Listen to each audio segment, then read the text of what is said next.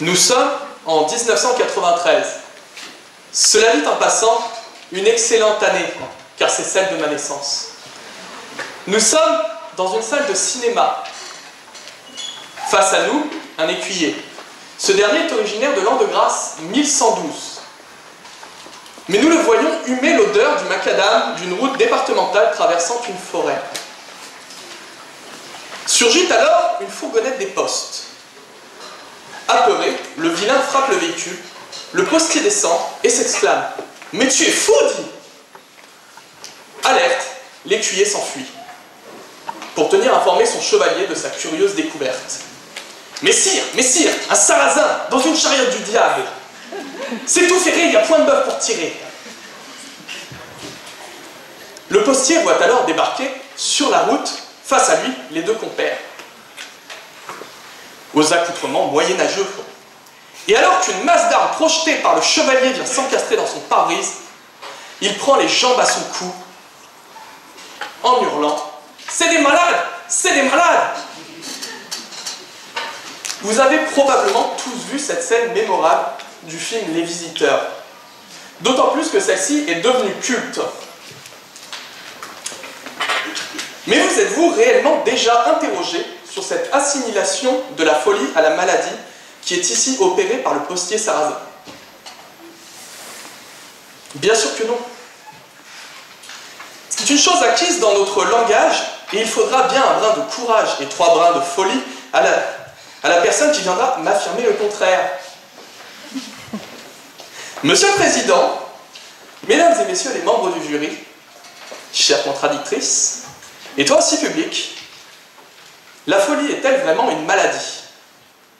Pour pouvoir prétendre à répondre à cette question, qui appelle à la réaffirmation d'une vérité acquise, il est nécessaire de cerner les notions en jeu. S'agissant de la folie, le dictionnaire Larousse est bref quant à la définition du terme. Il nous parle, au principal, de dérèglement mental ou de démence.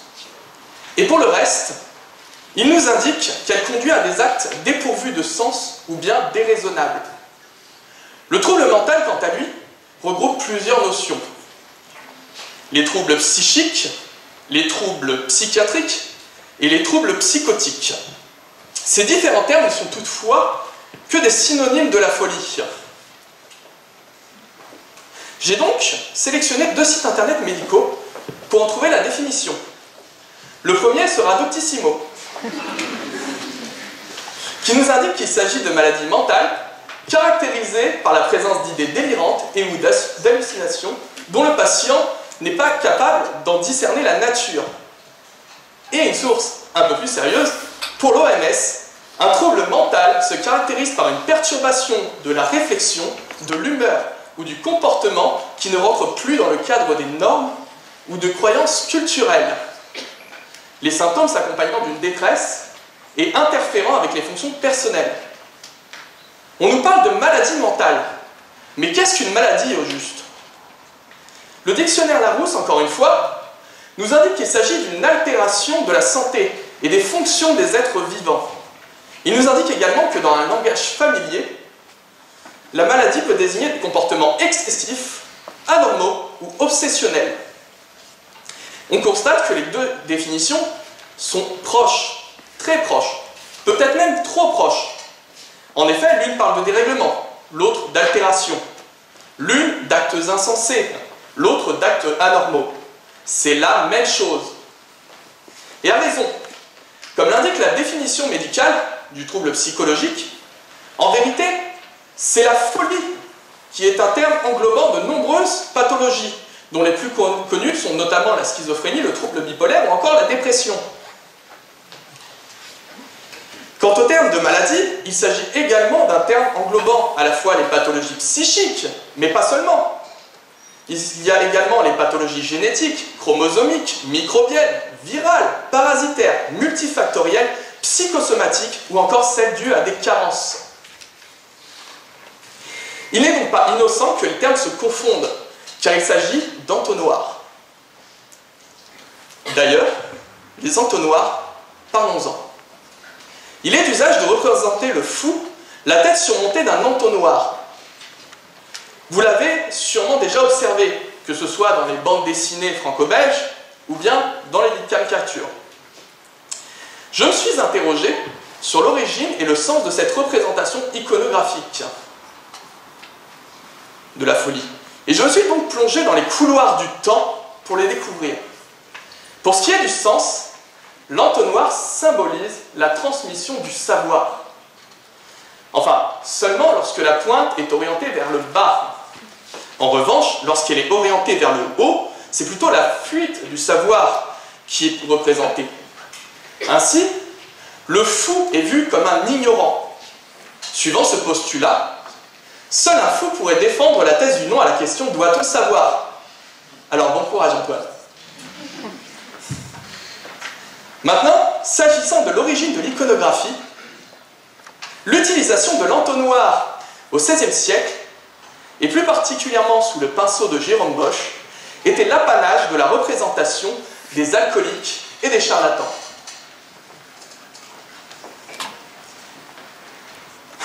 Dans La Fête des rois de Yalstin, peintre néerlandais du XVIIe siècle, on retrouve également des personnages avec le crâne surmonté d'un entonnoir. D'ailleurs, je vais faire une parenthèse pour vous rappeler que l'alcoolisme est une maladie reconnue par l'OMS depuis 1978, qu'il s'agit d'ailleurs à la fois d'un trouble mental et d'un trouble du comportement. En réalité, ce n'est pas tant l'entonnoir qui est important dans ces tableaux. Non. C'est plutôt la propension du fou à se mettre des choses sur la tête.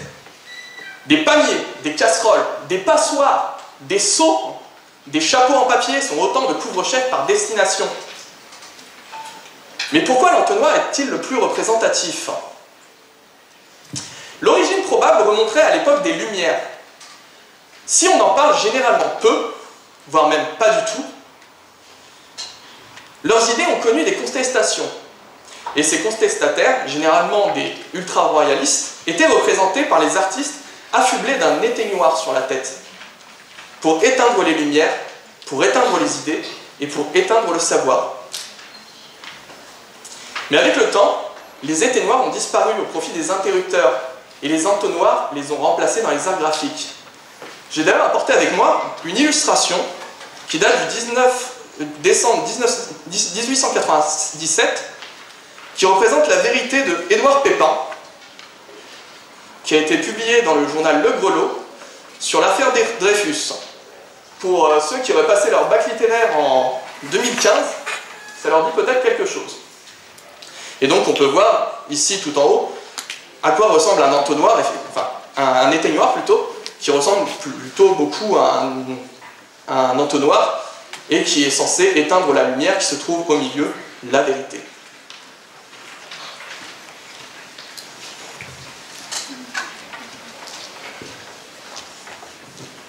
Depuis le début de cet exposé, j'emploie aussi bien le terme de folie que le terme de trouble mental. C'est notamment car notre vocabulaire a évolué au fil du temps, mais pourtant la folie des hommes demeure. J'avais essayé de m'en passer, mais pour la première fois de ce concours d'éloquence, je ne résiste pas au plaisir de vous parler de droit à titre d'illustration. Ainsi, l'article 64 du Code pénal de 1810 disposait « Il n'y a ni crime ni délit lorsque le prévenu était en état de démence au temps de l'action. » Rappelez-vous, le dictionnaire Larousse opère un renvoi à la démence pour définir la folie.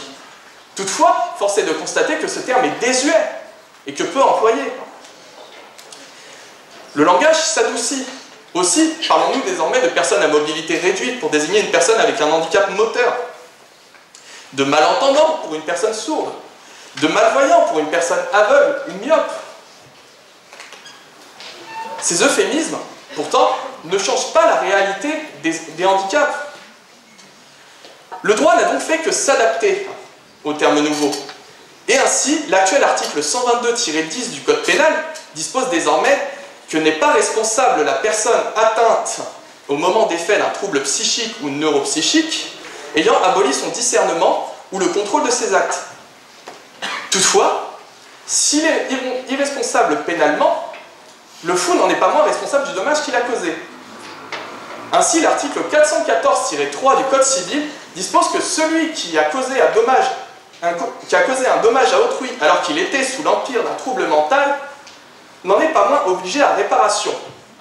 Toutefois, à titre personnel, je trouve que l'article le plus intéressant, ça reste l'article 414-1, qui nous indique en ces termes que pour faire un acte valable, il faut être sain d'esprit.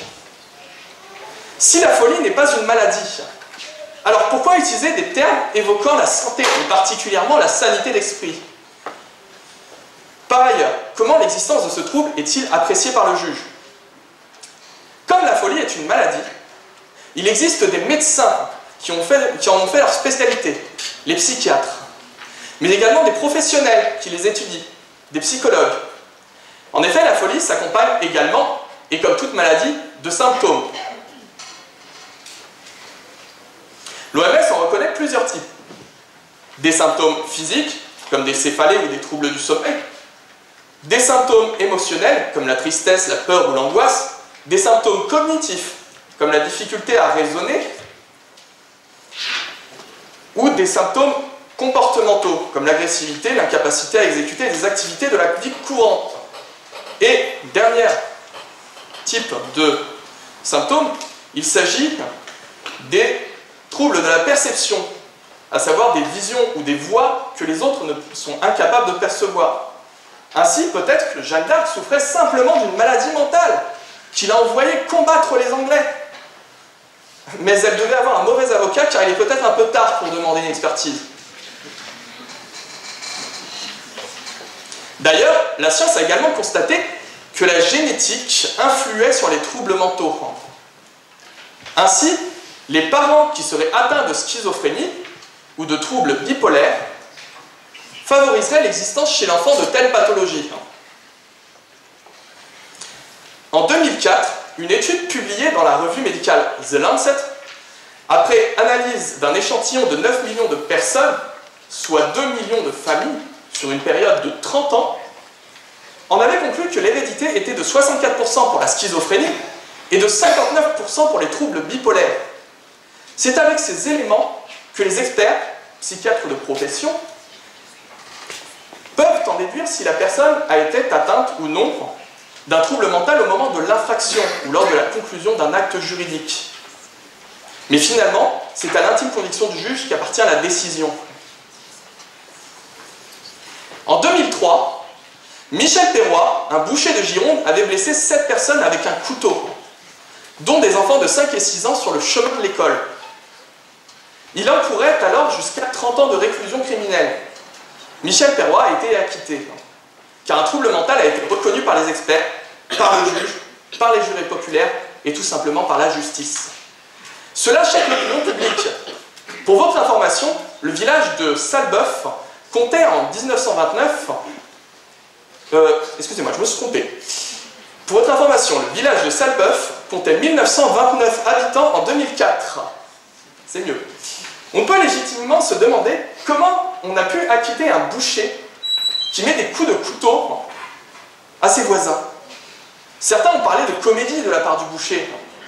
D'autres ont parlé de laxisme et de naïveté de la part de la justice. Toutefois, un acquittement pour une personne atteinte de troubles mentaux, ce n'est pas sans conséquence.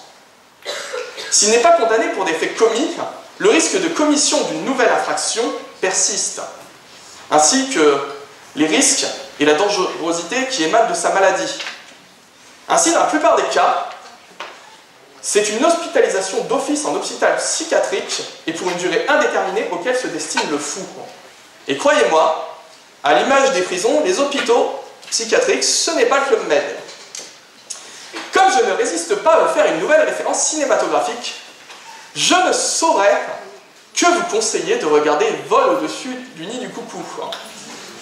Un film de 1975 où le personnage interprété par Jack Nicholson, accusé de viol sur mineur, échappe à la prison mais se fait interner. Et vous savez tout aussi bien que moi que Jack Nicholson est on ne peut plus doué pour jouer la folie.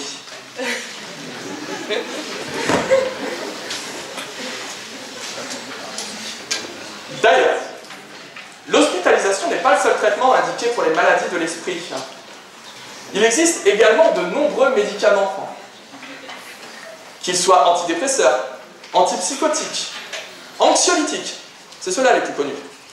Il y a notamment le clonazépam, le lorazépam et le diazépam. Ou les psychorégulateurs.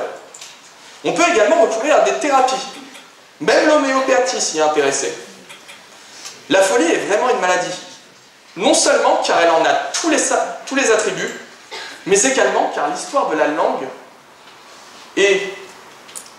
le démontre. Le nier, c'est refuser au malade de lui apporter de l'aide. La folie peut être dangereuse pour le malade et les tiers.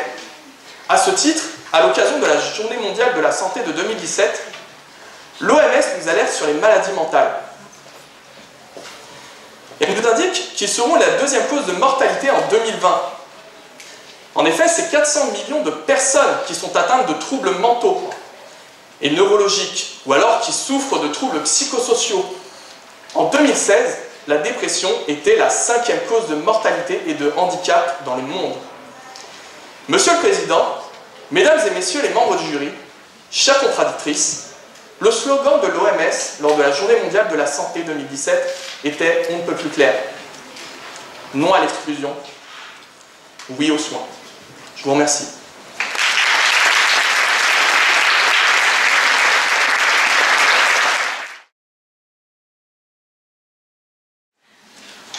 Et là j'entre en scène. L'agitation du public atteint son paroxysme. Et si ma voix tremble sous ce silence de plomb, ce n'est pas de l'excitation, non mais bien du stress. Monsieur le Président, Mesdames, Messieurs les membres du jury, chers publics et chers contradicteurs, bonjour.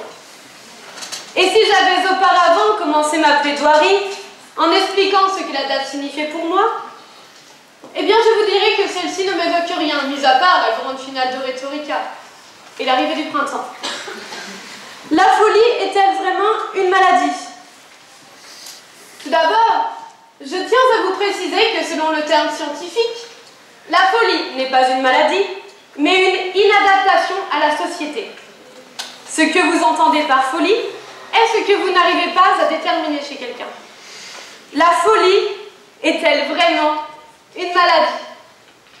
Durant ce concours, j'ai été amenée à travailler ma performance orale, seule, dans des lieux publics, mais encore dans les salles transparentes de la BU. Nombreux sont ceux qui ont dû penser de moi que je suis folle. Suis-je folle? Êtes-vous fou? Sont-ils fous? N'étant pas maître de mes pulsions, ni de mes émotions, il m'est arrivé de me demander si je suis folle. Pourquoi? Il m'est arrivé de frapper un mur de colère, de pleurer alors que je ne m'étais pas blessée. Ou encore, de rester immobile, le regard vide, alors qu'il y avait de la musique. Suis-je malade? Aujourd'hui, je vais beaucoup vous parler de moi. Ainsi renforcer cette intimité entre nous. Définissez-vous la folie comme une maladie? Si oui, qui est fou? La folie n'est pas une pathologie.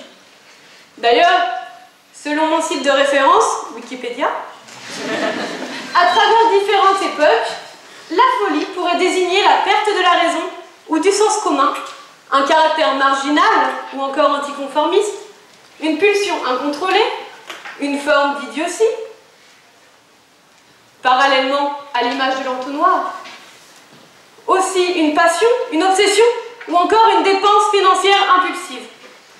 Le terme de folie démontre ainsi l'incapacité de l'homme à mettre des mots sur une cause réelle. Connaissez-vous la mauvaise foi selon Sartre? Mon terme philosophique préféré. La mauvaise foi selon Sartre, c'est fuir sa liberté en déterminant une cause par un fait passé ou présent. Ainsi, nous faisons preuve d'ignorance lorsque nous déterminons quelqu'un, faisons preuve de folie, et nous les amenons alors à faire preuve de mauvaise foi. J'entends des voix, donc je suis fou. Non, tellement pas. Je vois les fantômes, donc je suis folle. Non plus. Ainsi, nous popularisons ce terme de folie comme une maladie, mais ce n'en est pas le cas. En effet, quand nous parlons de folie, nous parlons de Van Gogh. Van Gogh qui s'est automutilé l'oreille pour l'offrir à une femme et qui s'est suicidé. Or, de nombreuses théories existent au sujet de sa mort. Et oui, selon le chimiste René van Sloten, Van Gogh aurait fait installer des éclairages artificiels dans son habitation. Les gaz d'éclairage, en contact avec des métaux lourds, tels que le plomb ou encore, je suis très bien en chimie, le mercure, auraient provoqué chez le peintre des maux de tête, suivis d'évanouissement, puis enfin la dépression et le suicide.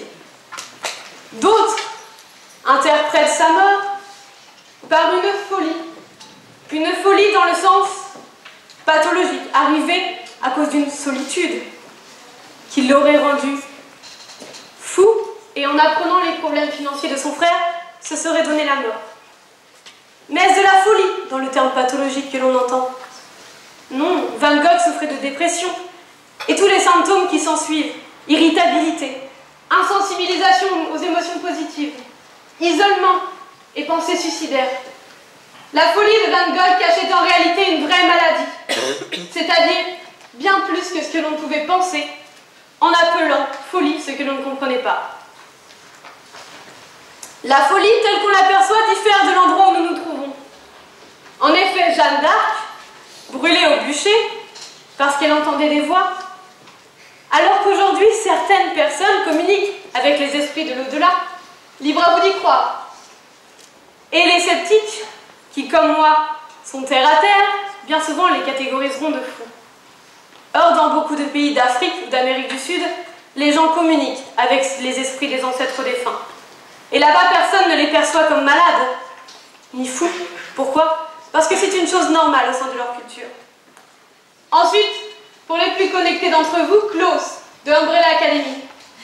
Si vous lui retirez ce côté surnaturel, n'est-il pas seulement un drogué atteint de folie? Ou alors nous n'avons pas assez d'imagination pour pouvoir songer à y croire? Alors la folie est-elle vraiment une maladie? Si la folie n'est pas une maladie, alors pourquoi dit-on « je suis fou, je suis folle de lui ou d'elle » en parlant de maladie d'amour? Ici on parle de folie, car on a plus peur de perdre l'autre que de souffrir. Et je pensais qu'ici il y avait rapport entre cette maladie et la folie, mais pas du tout. L'amour déraisonne et ainsi s'oppose à la rationalité. Mais ce n'est pas une maladie, non. Eh bien, juste un dérèglement hormonal agissant sur le cerveau. Comme je vous ai parlé dans ma dernière plaidoirie, dans mon avant-dernière plaidoirie, si l'amour rend aveugle, est-ce que le mariage rend la vue? J'avais dit que dans ma plaidoirie, je vous parlerai de moi. J'ai eu l'immense honneur de faire partie d'une troupe de théâtre au lycée et nous avons joué Macbeth de Ionesco. Sans trop résumer, Macbeth de Ionesco est une reprise de Macbeth par Shakespeare en absurde. Et je vais vous en citer un extrait. J'ai fait tuer et j'ai tué des dizaines de milliers d'hommes et de femmes. J'ai fait brûler d'innombrables chaumières. C'est vrai. C'est bien vrai. Mais il y a une chose fausse parmi celles que tu as dites. Tu n'as pas pris ma femme. Il est fou. Sa propre mort l'a rendu fou, n'est-ce pas, messieurs? Oui, monseigneur.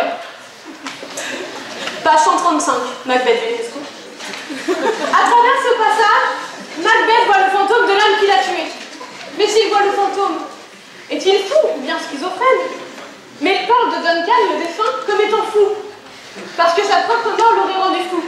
Et les convives, eux, qui assistent à la scène, voient aussi le défunt. Sont-ils eux aussi fous? Est-il question de folie? Qui est fou ici? Non, la folie n'est pas vraiment une maladie. Et honnêtement, dans notre représentation théâtrale, nous avons joué avec cette folie. Car les artistes ont toujours besoin d'un grain de folie pour s'exprimer. Tout le monde possède un grain de folie, et je vais vous en expliquer pourquoi. Nous sommes tous des êtres vivants, dotés de conscience et de raison, ce qui fait de nous des êtres humains. La folie est ce qui nous diffère de la règle, C'est l'exception qui brise la convention. L'incompris, l'inadaptation.